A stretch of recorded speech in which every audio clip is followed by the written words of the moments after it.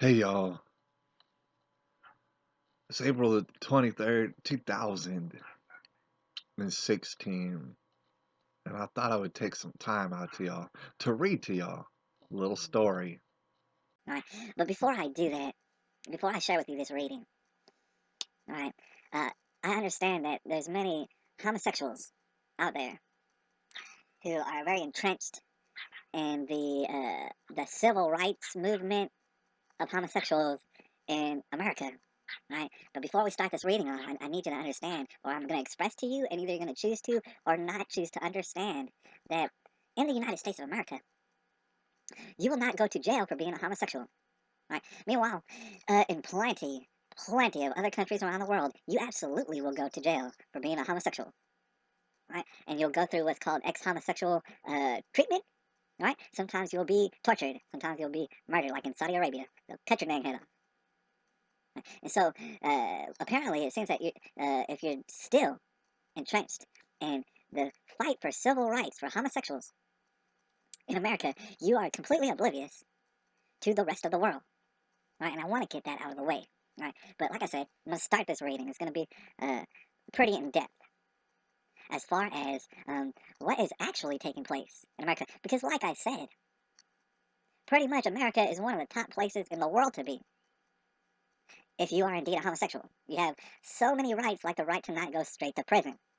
All right, and me personally, I'm cool with that. I'm cool with the homosexuals not going straight to prison. All right, but like I said, I'm gonna go ahead and start this reading, and this is a article or a passage that was written by Mr. Michael Swift. That's a pseudonym. Uh, a man going by the name of Michael Swift, and it's called The Gay Revolutionary. Now, you may or may not have heard of this. All right, I recently became aware of it, but however, it was first printed in what is called the Gay Community News, sometime between February 15th and the 21st of 1987. All right, so dang near 30 years old. All right, long time ago this was written. All right, and as I read it, it's going to pop into your head just how many of these things that Michael Swift wrote about, which is absolutely true today. Now, without further ado, let's just jump into it. All right, this is Michael Swift, The Gay Revolutionary, 1987. We shall sodomize your sons, emblems of your feeble masculinity, of your shallow dreams and vulgar lies. We shall seduce them in your schools, in your dormitories, in your gymnasiums, in your locker rooms, in your sports arenas, in your seminaries, in your youth groups, in your movie theater bathrooms, in your army bunkhouses, in your truck stops, in your male clubs, in your houses of Congress, wherever men are with men together. Your sons shall become our minions and do our bidding. They will be recast in our image. They will come to crave and adore us. All right, so, okay, let's continue. Michael Swift then begins to talk to the ladies. He says, women, you cry for freedom. You say you are no longer satisfied with men. They make you unhappy. We, connoisseurs of the masculine face, the masculine physique, shall take your men from you then. We will amuse them. We will instruct them. We will embrace them when they weep. Women, you say you wish to live with each other instead of with men? Well, then go and be with each other. We shall give your men pleasures that they have never known because we are foremost men too, and only one man knows how to truly please another man. Only one man can understand the depth, the feeling, the mind, and body of another man. All laws banning homosexual activity will be revoked. Now, alright, this was written about 30 years ago, you guys. He said, all laws banning homosexual activity will be revoked. Instead, legislation will be passed which engenders love between men. This was written almost 30 years ago, you guys. Alright? All homosexuals must stand together as brothers. We must be united artistically, philosophically, socially, politically, and financially. See, there's a small window into the mind of Michael Swift. He said, hey, check this out. You're homosexual. You need to basically also be communist. You need to think like every other homosexual ever. You are a communist little minion in the homosexual army, is what Michael Swift says. He says, we will triumph only when we present a common face to the vicious heterosexual enemy. Okay?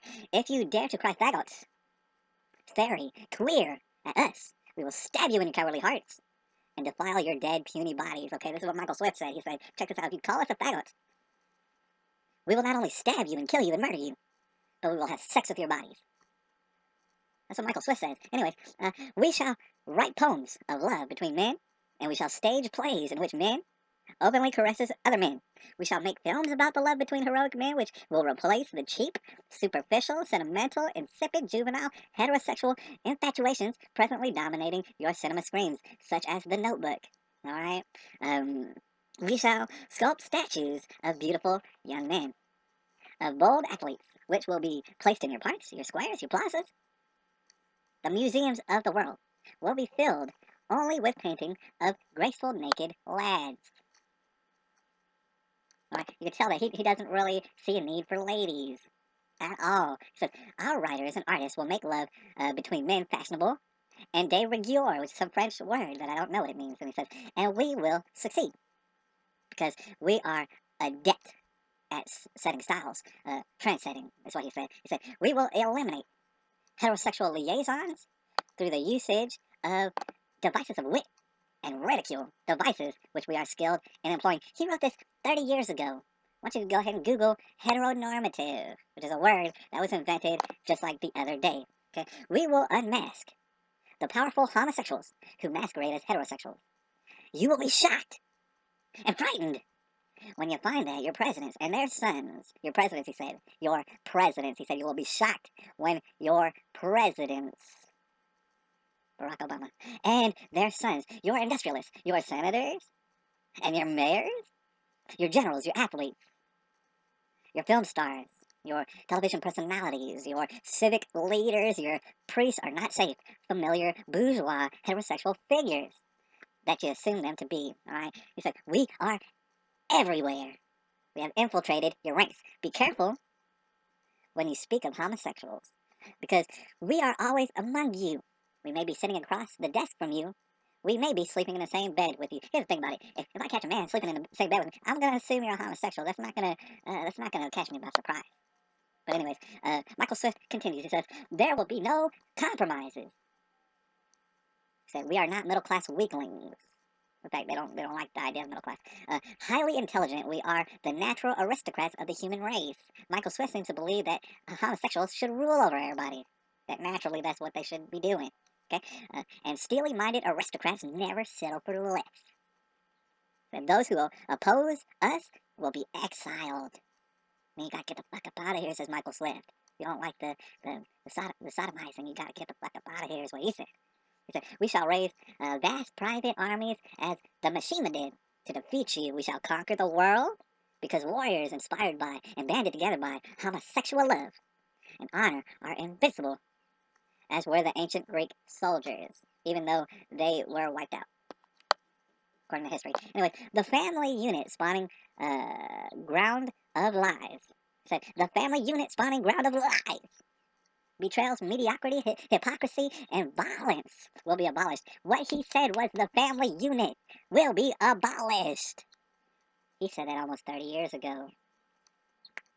All right, the family unit, which only dampens imagination and curbs free will, must be eliminated. He said the family unit must be abolished. He said it must be eliminated. Perfect boys will be conceived and grown in genetic laboratory, right? So basically no ladies, just genetic laboratories. Churning out perfect male specimens is what Michael Swift says. He says they will be bonded together in a communal setting, like I said, very, very, very communist, under the control and instruction of homosexual savants. Now there's a phrase right there, homosexual savants. That's a phrase right there that I ain't never heard of in my life. All right. Basically, what he said is family unit totally destroyed, eliminated, abolished. All right. We're going to ramp up people's imagination by eliminating females altogether, all right? And there is no family. Also, you're going to live under extremely oppressive communism, all right? And this is going to further free your imaginations so that you can reach for the stars, says Michael Swift. It says, all churches who condemn us will be closed. He's talking about in America. He said this about 30 years ago. He said, all churches who condemn us will be closed. Our only gods are handsome young men. That's what Michael Swift said. All right. We adhere to a cult of beauty, moral, and aesthetic. All that is ugly, vulgar, and banal will be annihilated. Since we are alienated from middle class heterosexual conventions, we are free to live our lives according to the dictates of pure imagination. And I don't know what in the world he means by pure. He keeps talking about imagination. Right? You're imagining the behinds of other men. That's all you're imagining about. But anyways, for us, too much is never enough. Michael Swift, he went ahead and he said, for us, too much is never enough. He said, too much is never enough. And like I said before, like I mentioned earlier, like he said in his own words, what they'll do is stab heterosexual men to death and have sex with their bodies. So it already became apparent to me that too much is never enough. You didn't have to say it, but he did go ahead and say it. He said, for us, too much is never enough. Like I say, all right, Michael Swift says, for us, too much is not enough. Meaning, oh, right now, yeah, we want to have sex with other men, sure. But too much ain't never enough. So what about your young little boys? Hmm? What about your dead bodies? Hmm? Let's continue. The exquisite society to emerge will be governed by an elite comprised of gay poets. One of the major requirements for a position of power in the new society of hold up. For the new society of homoeroticism, a society based in homoeroticism will be indulgence in the Greek passion. Any man contaminated with heterosexual lust will be automatically barred from a position of influence in the communistic homoerotic society in this man's vast imagination. Any man contaminated with heterosexual lust, they'll be barred. All males who insist on remaining stupidly heterosexual will be tried in homosexual courts of justice and will become invisible men. Okay? We shall rewrite history. Right? History filled and debased with your heterosexual lies and distortions. We shall portray the homosexuality of great leaders and thinkers who have shaped the world, but not through babies, of course. We will demonstrate that homosexuality and intelligence and imagination are inextricably linked, and that homosexuality is it's a requirement for true nobility, true beauty in a man. And, of course, there is no sort of beauty in ladies. According to Michael Swift, he said, let's finish this up. He said, we shall be victorious because we are fueled with the ferocious bitterness of the oppressed who have been forced to play seemingly bit parts in your dumb heterosexual shows throughout the ages. We too are capable of firing guns, manning the barricades of the ultimate revolution. Now, this is the last line of it. He says, tremble, hetero swine, when we appear before you without our masks. The end. All right. He wrote this damn near 30 years ago, and this is a person who wrote it anonymously under the pseudonym of Michael Swift. Right? And unless you are completely and utterly ignorant to reality, you'll understand that half of what this man has said has absolutely came true already. Right? And it's a snowball effect. It's only getting even more worse. All right, so this is what I'm saying to you. This man right here, he's describing the United States of America. Quite obviously. Quite obviously. Right? Homosexuals in the country of the United States of America have it. They have a situation that only can be dreamt of in a fantasy land by homosexuals in other countries, most other countries, where they get imprisoned, where they get tortured, where they get rehabilitated, where they get killed, get their heads chopped off. Right?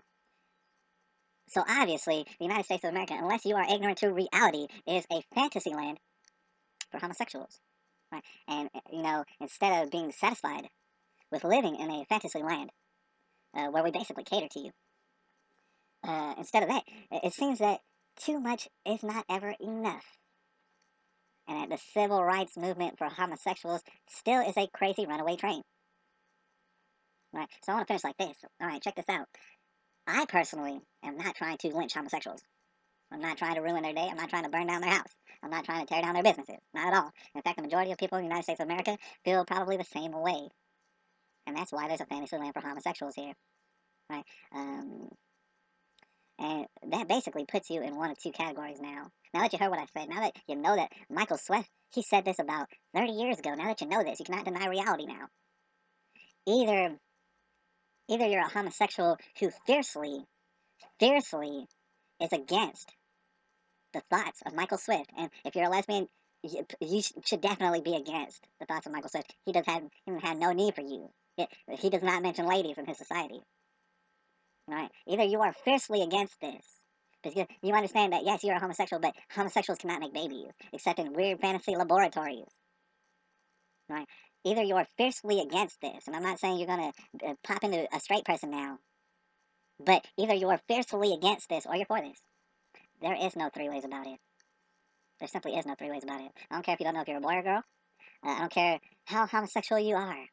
You are fiercely against what I just read to you, or you're absolutely for it. And I believe you already made your decision, didn't you? Anyways, it's April the 23rd, 2016. It was a pleasure. Right, I'm gonna holler at y'all later.